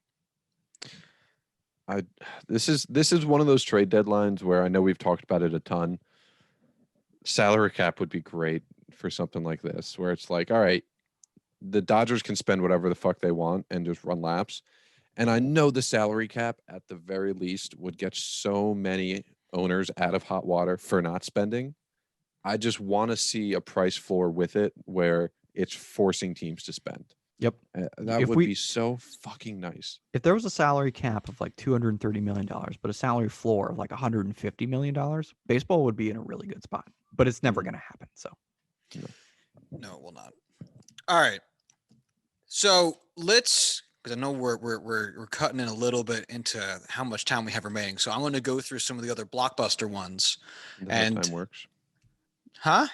Isn't that how time works? Well, anything we talk about cuts into the amount of time remaining. No. I mean, we're cutting into our remaining time. Now. So I'm saying let's keep this train of moving. So I'm going to ask about some other of the blockbuster ones, and we'll try to hit it a little bit quicker. Starling Marte in a team that I was not expecting him to go to, but also makes a lot of sense that he would go there. Ended up getting traded from the Marlins to the Oakland Athletics in exchange for Jesus Luzardo, which also a prospect I had not heard about being moved. What do you think about this trade for both sides, the A's and the Marlins? Just quickly, because there's so many other trades that we have to get into, because there were so many trades. You get a trade. You get a trade. Hey, look at your chairs. There's a trade. Marte to the A's makes sense, as you said. Really thinking about it, I think a lot of people were like, really, to the A's? I mean, yeah, they needed some outfield help, even if they didn't want to admit it. And Marte is much better in the corners than he is in center, and they already have Laureano out there. So a good trade, and Canna out there, who's also very good in center, too. So they have two good defensive center fielders that now they have a defensive center fielder who can be a really good corner guy. So then Jesus Luzardo as a return to the Marlins is just Kim Ng couldn't have nailed it any better. I mean, just a great return. The Marlins pitching staff now and the pitching staff they're going to have in the future, bonkers. I know. Just bonkers. I said this today. I said there's an argument that Sandy Alcantara is the worst pitcher amongst all their prospects and guys, and he's a stud. That guy's like right now going to be on pace for like a 4.5, 5-win season, and he's arguably the worst in terms of potential that they have. That's how good their rotation is. I mean, it's just sick. So great job. I love it for the Marlins. I was pretty happy with it from the A's. Yeah, I mean, I think the A's, I guess, don't expect Luzardo to be an immediate impact for them. For whatever reason, they view that, or at least they don't view the impact of Luzardo. They think he might be a reliever too, is the other thing. Yeah, and that's where I was going to land with it. I, for whatever reason, however much Luzardo is planning on contributing in the minds of the Oakland Athletics wasn't as much as the return for Starling Marte. And from Miami's side of it, they are building a team around pitching. They've done a phenomenal job of doing it. Oh my God. They're going to make a trade for position players, and it's going to work out so well. That Marlins team in a year, and that's the way you'd rather do it. Deadly. They're going to be really good. This Marlins team is going to be scary. They're already like every single game is a fight with them because their pitching is so good. Their offense, not so much, but they've got some guys there. Jazz is there. Jesus is there. Brian Anderson, Garrett Cooper, if he could goddamn stay healthy. They have some offense. They just need a little bit more, and that will push them into, especially in that division, which every other team's outlook is, except for maybe the Mets, is just bleak. And that's why I believe that if the National League adopts the DH, the Marlins might benefit the most from it by being able to take on some, first baseman-esque dudes that could just chill in the DH spot and slam because their pitching doesn't need the extra help, not as much as their hitting does. And oh my God, if the NL would adopt a DH, the Marlins all of a sudden become so good. Oh God. They could be really good. But yes, I'm with you 100%. I was blown away that they were willing to trade Zach Gallen last year. And now looking back now, it's like, well, why wouldn't they? They can just churn these guys out constantly. They're turning into Cleveland and Tampa, but they're honestly better at it. And that's scary. That's really scary. It's so good. God. Now they just need a guy like Giancarlo or Yelich. Props to Jeter. All right, so this is not a blockbuster trade, but we did make a passing mention at it before we started recording, and I must ask you about it. And that is the Abraham Toro and Joe Smith trade heading from the Astros to the Mariners in exchange for Kendall Graveman and Rafael Montero. So this trade has been contentious in sports talk radio, from what I've heard on the radio, because why would you trade a closer who's having a career season? However, why would you trade a player who's doing poorly? Because you're not going to get anything from them. And by getting a 24-year-old third baseman who seems to be playing very well, and a guy that can also cover that position of relief pitcher, though not closer, in your bullpen for the remainder of the season, Joe Smith, I think that's a pretty damn good trade. But I loved it for the Mariners. I think the optics of it are very bad. And I understand that the day after you have such an incredible come from behind win and everything like that. But Jerry Dipoto, who is smarter than people give him credit for, recognized that the Mariners have won a lot of one-run games. Their record does not really reflect their overall team. They're not as good as their record. And he said, I have an opportunity to sell high on this reliever and get Abraham Toro, who is actually fairly good. I think people underrate how good he is as a prospect. Like, he could be quite good. And get 6 years of control. I keep Paul Sewald, who's my best reliever, and then I'm going to go flip another trade and go get Diego Castillo. The Mariners upgraded at the deadline. They got better. I know people might not necessarily agree with that, but that trade was a slam dunk for the Mariners.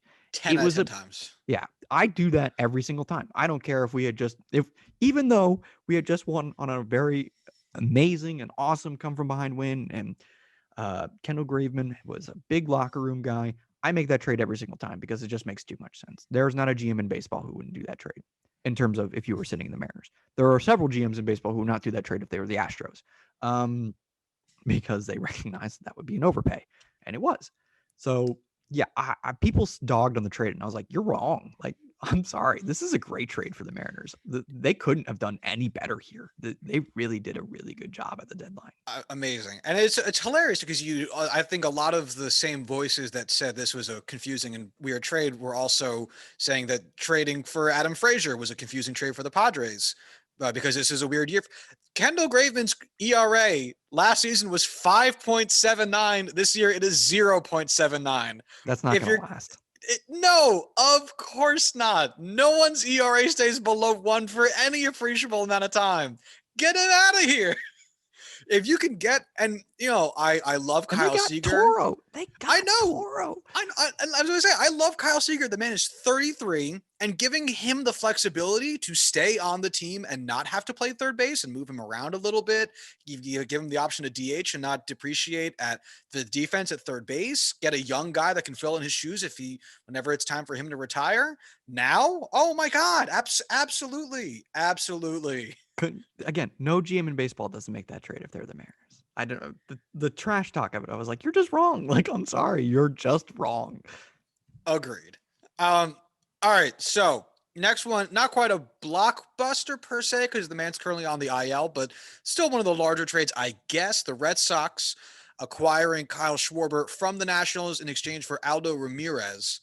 Again, Schwarber currently on the IL, but had a historic run there for the Nationals for about 2 weeks when every ball was a tennis ball and his bat was made of metal because, goddamn. But this is, I guess, the biggest trade that the Red Sox made. And it does help. Disappointing deadline for the Red Sox. It was a disappointing deadline. Very much so. How do you feel about this from the National side of it? I love the return of Aldo Ramirez. He's quite good. He's got some good stuff. And so I'm getting that for Kyle Schwarber was huge. The problem with the Red Sox is they needed a first baseman. Schwarber is not that. I mean, it can't hurt to try, but like he's not that. Schwarber is a great hitter. Coming back from a hamstring injury and being a hitter is quite tough. I think people are underrating, like they're just assuming he's going to come back and everything will be fine. That's a big if. I liked it from the Nationals perspective. It can't hurt from the Red Sox perspective, like another bat, especially their offense, which is really relying on 3 great hitters, 2 or 3 relatively having good years, even though they shouldn't be, and then just a bunch of crap. So yeah, I mean, it's fine for the Red Sox. It's great for the Nationals, fine for the Red Sox. But the Red Sox overall whiffed at the deadline, in my opinion. Yeah. I mean, from the Nationals perspective, this was a guy that they took on to see if he could contribute for a potential push. The Nationals realized that they made the decision that they were not going to continue trying to contend this season for whatever reason. Which was the right decision. Absolutely. Got returned for a guy that by all means they were not going to keep past this season. And the Red Sox took basically the same flyer the Nationals took, just had to give a player to do it. So yeah. It's again, fine for the Red Sox, great for the Nationals. It's just the Red Sox overall deadline was disappointing. Corwin, you are muted again.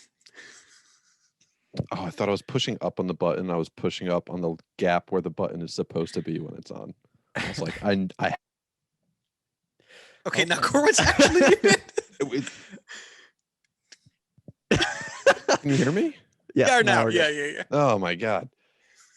We've talked about the Nationals so much. Can we just appreciate that they acknowledge that, hey, we're going to be sellers because we just do not have a chance to contend. So they did the right thing. Let's commit. And they got rid of everyone, and they saw how much value they were getting back for, these, the return they were getting on these deals, and they were like, let's just keep going while we're getting 150 cents on the dollar. Yeah, they did. The Nationals, as I said, we're running out of time, so I'm just going to give my winners. The Nationals were one of them, the Twins were another, and the Cubs were another, and then the Dodgers, obviously. But those first three teams, they all won the deadline because they all recognized the same thing. We're going nowhere, and we need to sell, and we need to sell fully. We need to go all in on it. And they did. The Nationals, they traded Schwarber, Scherzer, Turner, Hudson, Hand, Harrison, Gomes, all of them gone. And all of that was the right decision. Every single trade, I was like, no, you might have been able to keep it.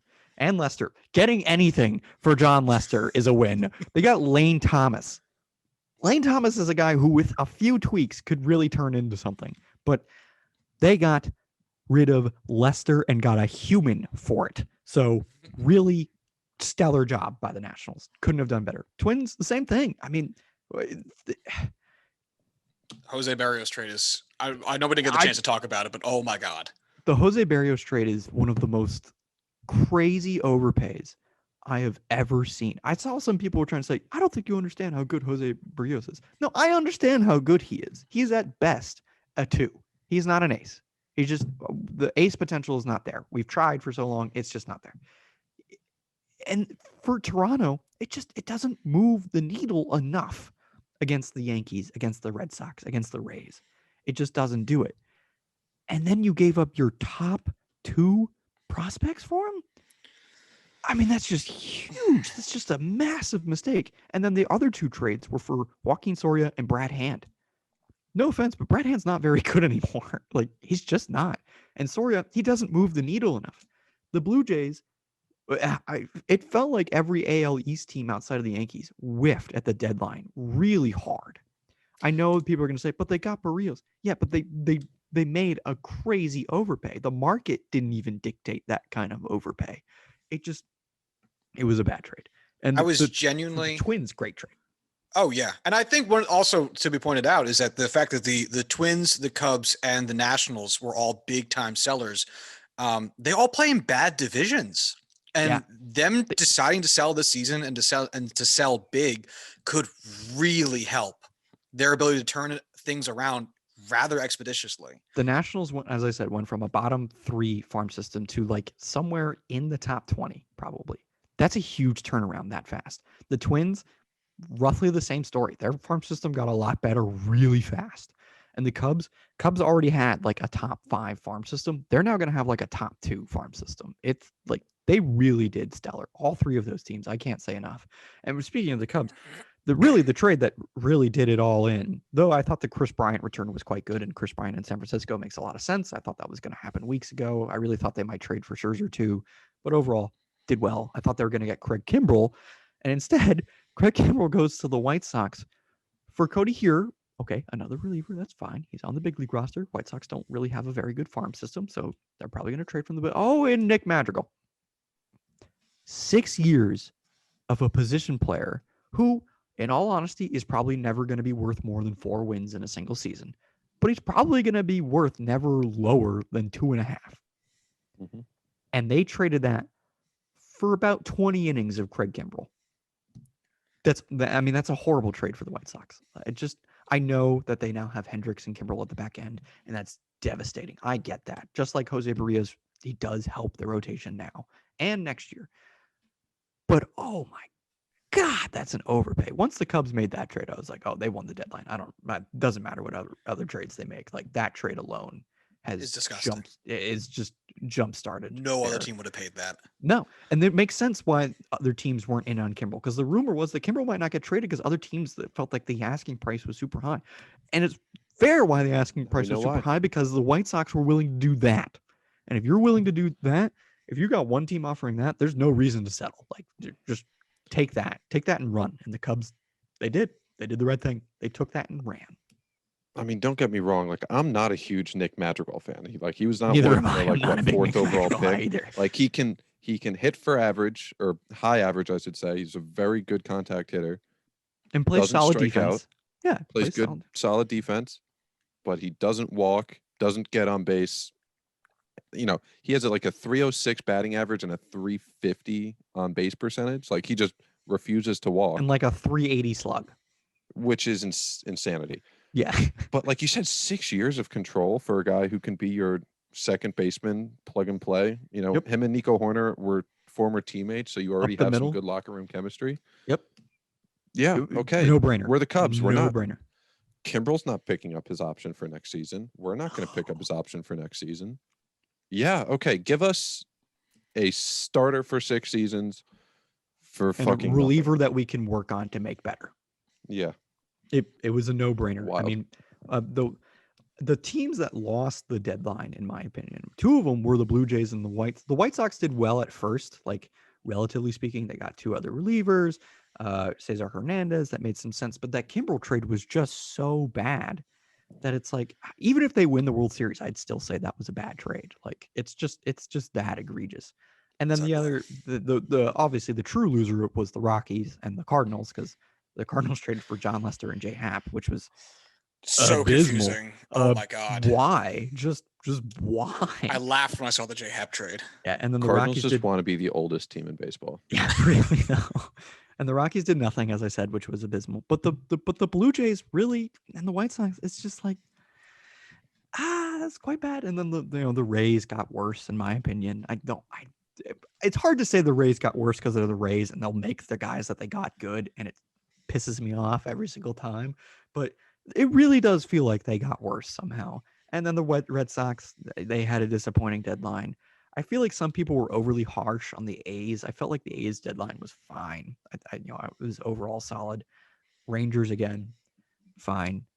Brewers really didn't do anything. I also don't really think they needed to be honest. I think that division is theirs to lose. Like there isn't another team relatively close to them, in my opinion. Just their pitching staff is so good, and they know it's so good, and they walk around like it's so good, and they should, because it is so good. So I didn't really feel the need to do anything. As I said earlier, Pirates did great though. I really liked what the Pirates did. Their whole philosophy since the offseason is quantity over quality, and it's working. They're gonna have a really good farm system now. The outlook of the NL Central, the team with the best outlook is the Pirates. Like Brewers have no farm. There's no way they can afford to pay all of those guys, even though they could, but they won't. They'll just say they can't. So the Pirates have the best future of any team in that division, and that's a wild statement. And another team, the Royals. What are they doing? Oh my God. What are they doing? They traded Danny Duffy. Okay, for nothing. Good start. Then for nothing, who's having a pretty good year, could have gotten more back given the market. And then didn't trade Merrifield, traded Soler for peanuts too. Nothing. Then they didn't trade, but not trading Merrifield, not trading Santana, not trading Scott Barlow, not trading any of those guys. It's just like, what? You're just commit. They're such to a something. weirdly sentimental team. I don't get it. Yeah. If I have to hear about how Salvador Perez is the best catcher in baseball anymore, I'm going to lose my mind. He is not the best catcher in baseball. The dude can't frame worth a lick. He has a sub 3% walk rate. It's just, it's stop. Just do something. Just do anything. I know. Find a way. The division's not even that good. If they really committed to it, they could be better so fast. They really could. The White Sox, the only reason the White Sox... They should have traded Jorge Soler for that 50 home run season. The fact that they didn't was infuriating. Yeah, really, though. That's what they should have done. The fact that the White Sox are so good is basically because they had enough prospects hit. They didn't really make overly great signings or anything. The Lance Lynn deal was a good deal. That was a good deal. I'm not going to say that. But Dallas Keuchel... Love the James Shields trade. Yeah, James Shields trade working out great for the Padres. But, Dallas Keuchel, meh. Lucas Giolito, he turned into something basically on his own. They more got lucky with that than anything else. Michael Kopech's been good as a reliever. Probably can still figure it out as a start. But Eloy turning into something, Tim Anderson turning into something, Yohan Makata turning into something, Jose Abreu, Dylan Cease figuring out. Grandal was a good pickup. They made enough right moves and then just had enough prospects hit that it worked out.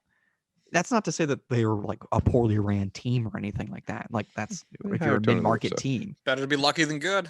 Yeah, if you're a mid-market team, a lot of it is just luck, and that's what they are, and they're just lucky. And the Royals, they could be like that. They could be just lucky, but they don't commit. There's no reason for Whit Merrifield to be a Royal anymore. There's no reason. He is a league average hitter, a relatively fine defender. Other teams have been clamoring him for some weird reason for multiple years, and yet he still remains in Kansas City, and I just don't get it. Whit Merrifield, Jorge Soler, who did get me, or their catcher, Salvador Perez. Why also did they not trade Andrew Benintendi? I think would have been. Why didn't they trade Carlos Santana? Why didn't they trade having a solid year? They didn't trade Carlos Santana. They said thought they did. Like, we like his offensive profile more with us. Why? What? Stop it! Why? The Red Sox wanted a first baseman. You should have traded him to the Red Sox. They would have given you something. There's a ton more stuff that we're obviously not gonna have the time to talk about. Why did the Cleveland team take Pablo Sandoval? No one knows. Then they immediately cut him. And what did they get out of that? Eddie Rosario? You just wanted to give Eddie Rosario away for free? It seems like a trade that would happen because they didn't want the reminder that they got him back for trading out Fernando. And then just quickly another team. What are the Phillies doing too? Why are they buying? Like they're any team that was not the Mets in the NL East should have done what the Nats did. Sell. They should every other roster is fundamentally flawed. At least with the Mets, you can just say, well, they're all of them are just underperforming. With every other team, it's like, no, it's not really underperformance. They're just not good. Like, what are you doing? We could. we could genuinely keep going through all 40 something of these trades and have so much to say about all of them. But I want to ask one final question before we let you go. And I know that we've already more than elapsed the time that you gave us. Yes, it's all good.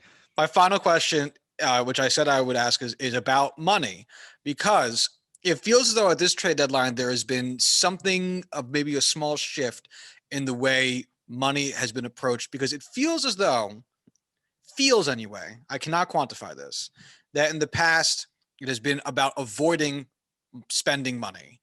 And this time I think we've seen a lot of teams, specifically thinking about the Cubs and the Rangers because of the Yankees, taking on money to get back better prospects.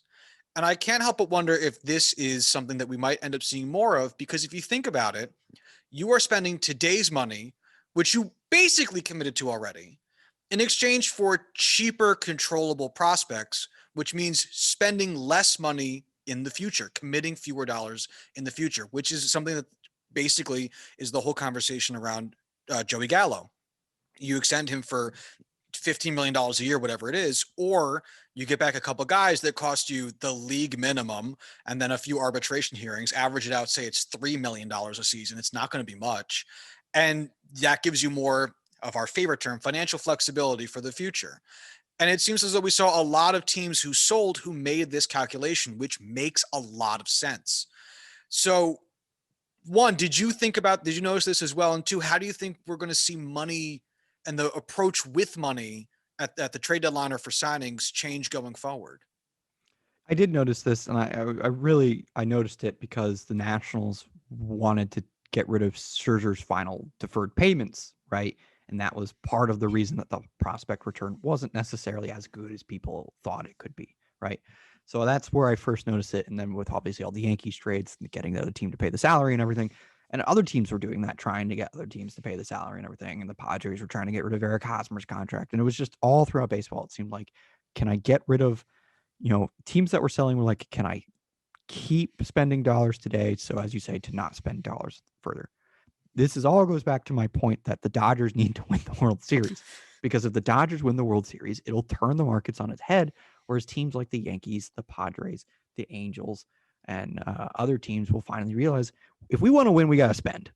Like, if that's what it's going to take. Like, if the Dodgers are going to spend $275 million, and God bless them, I'm absolutely in love with the fact that they are, just to prove a point, then other teams are going to have to do it too.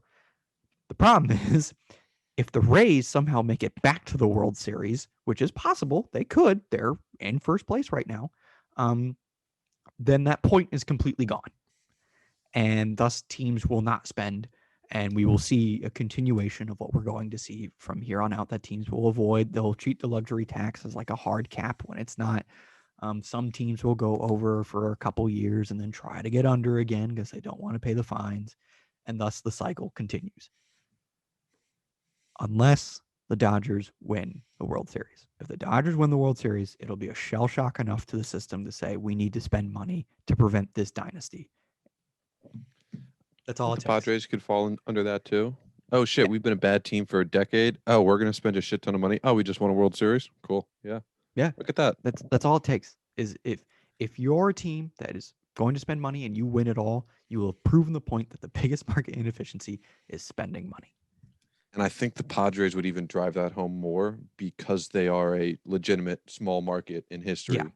The Dodgers, oh well, they're the Dodgers. They're supposed to win every year. Well, they don't, but yeah. The Padres are a legitimate terrible team that forced their way into the conversation because they spent a shit ton of money very quickly.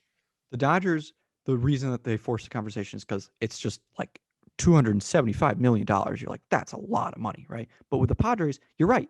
They were a team that didn't spend money. We're a mid-market team. When they did spend money, it was always in like some weird bad way. And then finally they finally decided to spend money in smart ways and spend a lot of money really fast, make trades, and just said, if other teams aren't going to spend, we can, and we can capitalize off that to form a great team. That's why I was almost excited to see the rumors that the Rays might make a splash and trade for someone like Trey Turner or Max Scherzer. I forget who Bruce the rumor Bryant was. Or Craig one of them. Kimbrell. Because then it's like, if you make it back to the World Series and maybe you even win one, people can point to the fact that you did something that a normal baseball team does, something that involves spending money. Because it feels like we've gotten to the point, and I promise we'll not make this conversation too long, but it feels like we've gotten to the point where the biggest gap in competitive advantage is money, and that's ridiculous, absolutely ridiculous. Every team could spend, but they don't, and they could spend for a variety of reasons. I really wanted the Orioles to trade for Eric Hosmer so that they could get prospects back and basically just buy the prospects. There's no reason not to do it in my mind. But they felt that their farm system was good enough that they didn't really need to, and Trey Mancini was already at first base, which is, again, a very legitimate argument. Like, that's very valid. Like, they have a valid reason not to trade for Eric Hosmer in the sense of, like, we already have a first baseman on the big league roster. Our farm system is already good. We don't necessarily need to upgrade it huge. But at the same time, you're right. They should have. They absolutely should have. They have no payroll. Because they can just let Hosmer sit there and DH all the time. Who cares? It does not matter Chris Davis to do it. They can pay Hosmer to do it. Listen, it does not matter who plays for you right now. It just doesn't. Like, as long as Mancini and Mullins are getting at bats, and once Rushman is ready, he's getting at bats. Nothing else matters. As long as two of guys in your lineup are playing consistently, everything else will sort itself out. Yes, you were right. They should have. They should have traded for him. And it's not disappointing that they didn't, because, again, they have a valid reason not to. They have a valid reason, to sort of not make that trade. But it goes back to the overall feeling that 29 owners and ownership groups feel the need to not spend. But, well, one or two do, and look at whether one or two are. Much better position competitively. Yep. All right. We have taken up enough of your time. There are, again, so many trades to this deadline. Thank you so much for taking slightly more time than you said you might have for us to sit down and chop it up with us about it. We really appreciate it. We'll be fine. She'll be okay. Max, once again, thank you so much. Where can people find you? We'll just throw it here at the back of the episode too. Where can people reach you on Twitter, and where can people see your most recent articles? My Greenfield, I'm just kidding. My Twitter handle is at GreenfieldMax18. I write at Pitcher List. I have an article come out every Friday. My last two articles have been about Yankee pitchers. I just really like Jordan Montgomery. I'm sorry. I also thought that the Garrett Cole's washed comments were hysterical. Too hysterical not to comment. So that's where you can find me. I got to run, everybody. Thank you so much for having me again. Thanks, Max. We appreciate you spending the time. Thank you. All right. That was us talking with Max. Again, thank you so much to him. I felt so bad. He literally exited as soon as we were done because we held him up so long, and I gave him again. So sorry we did that to you. But oh my God, there's 45 fucking trades. 45. We couldn't talk about all of them if we wanted to. Dude, we spent like an hour and a half talking with Stacey Gotsulias about like 4 trades. Mm-hmm. Like, I understand we also vamped a while because we were waiting for more details on the Gallo trade, but still, like, that was like 4 or 5 trades we talked about. There were 45 trades for this one. Oh my God. Obviously this will be something that we can loop back to constantly because as James Shields has showed us, trades can have impacts for years to come. So we'll see how these trades and our views on them affect the immediate future, especially for certain teams like with the Mariners, the Rays, the Red Sox, maybe. Nationals. Well, it'll be tough for the rebuilding teams like the Cubs and the Nats because we're not going to know the immediate impact. Fair I enough. guess. Fair enough. Yeah. But maybe teams like the Braves and the Phillies, we'll see. I'd say we'll see about the Rockies. They did nothing. There's nothing to see. They made 1 trade, I think. Do you recall who it's for? No idea. This isn't the episode, but I'm gonna ask Corwin about it anyway. The Rockies traded Michael Givens to the Reds in exchange for Case Williams and Noah Davis. Oh, and then they traded Austin Goudeau with the Reds. They received Austin Goudeau from the Reds in exchange for cash. Oh no, sorry. They gave cash to the Reds in exchange for Austin Goudeau. I had myself written backwards. That's it. That's not great. That's not great for what they needed to do. But we discussed this. Yeah, there's no point rehashing this again. Anyway, all right. So then that's it for the show. If you'd like to follow the show on Twitter, you can do so at JuicingPod. If you'd like to follow myself on Twitter, you can do so at Joshua D. Trace. And if you would like to follow Corwin on Twitter, you can do so at Corwin Heller. I would highly, highly, highly recommend following Max Greenfield on Twitter. He posts so much more frequently than Corwin and I. And as you can tell, we agree with basically everything the man has to say about basically everything he has to say anything about. So please follow him at Greenfield Max 18 and check out his articles and pictures list. They are genuinely wonderful. And it is a treat to get to read them. And they've helped my fantasy team. I going to lose this week, but it's not my fault. I scored 140 points and I'm so fucking sad. I'm so fucking sad. I'm going to end up losing this week. I never talk fantasy baseball on this podcast and I'm so sad. Anyway, so follow Max. This Thursday's episode, we'll be joined by another guest. That's like 3 episodes back to back to back. With guests, we'll be joined by Eli Fishman to talk about Yankees minor league teams and players and see what it was like for him covering his first trade deadline as someone who is set to follow teams and players. So stay tuned for that. It'll be a good one. It'll be fun. And that's it.